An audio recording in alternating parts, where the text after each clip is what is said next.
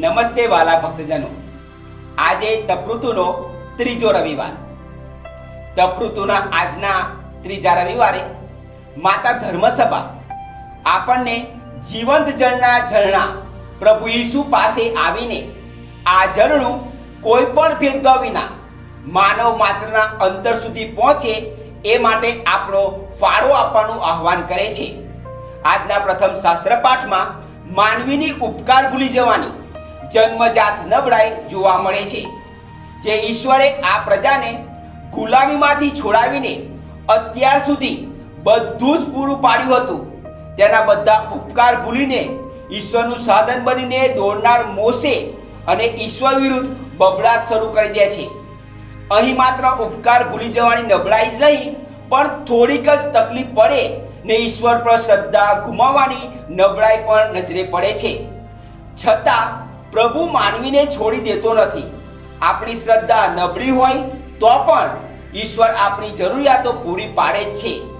અમુક બાબતોમાં આપણને લાગે કે બહુ વિલંબ થાય છે, પણ ઈશ્વરનો સમય એ આપણો સમય નથી. સંત પાઉલ જેમાંથી પાણી નીકળ્યું તે ખડકને ઈસુ કહે છે. રણમાં પાણી પૂરું પાડનાર ઈસુ આજના શુભ સંદેશમાં માનવી તરીકે તેમની તરસ छिपाવવા માટે કૂવાના કાંઠે આવીને બેસે છે અને પાણીયારીની રાહ જુએ છે. ઈસુનું આ વર્તન આપણા માટે સંદેશ છે. એક વયોવૃદ્ધ પુરોહિત કહેતા કે ઈશ્વર આપણા હૃદયમાં પ્રવેશવા બળજબરી નથી કરતા, પણ આપણે દરવાજો ખોલીશું તેની ધીરજથી રાહ જુએ છે. કૂચવાડા ભર્યું જીવન જીવતી અને યહૂદીઓ જેને ઘૃણાની નજરે જોતા એવા સમાજની સ્ત્રી પાસે ઈસુ પાણી માંગે છે. પછી ઈસુ જીવંત જળની અને સ્ત્રીના છુપા જીવનની વાત કરે છે. સ્ત્રીમાં શ્રદ્ધા પ્રત્યે છે અને યહૂદીઓ જેને હીણપત ભરી નજરે જોતા એ સમરૂની સમાજની સ્ત્રી ઈસુને મસીહા જાહેર કરે છે. કૂવાનું પાણી લેવા આવેલી બાઈ તેનું વાસણ કૂવે છોડીને જાય છે, કારણ કે એને એનાથી પણ વધુ જીવંત જળનો અનુભવ થયો. તે જે પ્રકારનું પાપી જીવન જીવતી હતી તેમાંથી છૂટીને તેને શાંતિ અને નિરાંતનો અનુભવ થાય એ જીવંત જળનો અનુભવ થયો હતો. તેથી જ સંત અગસ્તીન કહે છે કે ઈસુમાં શાંતિ ન મળે ત્યાં સુધી આપણા અંતર અસ્તવ્યસ્ત રહે છે.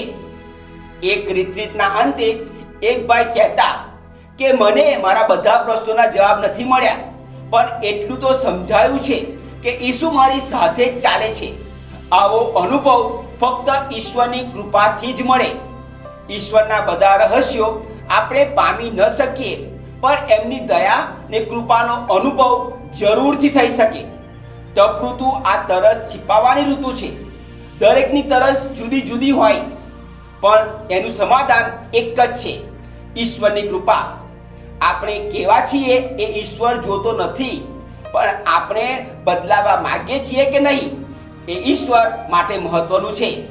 5 પતિના ભૂતકાળ ધરાવતી સમરૂની બાઈએ પ્રભુની વાણી સાંભળવા કાન ખુલ્લા રાખ્યા અને અંતરના દરવાજા પણ ખોલ્યા અને એનું જીવન બદલાઈ ગયું.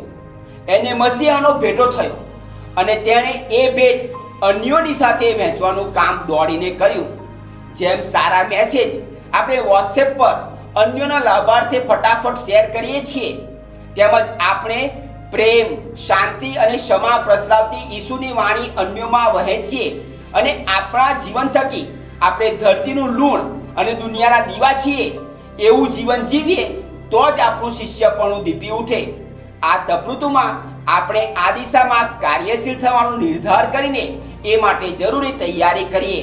આપણા પ્રયત્નો હશે તો ઈશ્વરની કૃપાની ખોટ પડવાની જ નથી, એવી હિંમત આપણે ધર્મસભાનો ઇતિહાસ આપે છે.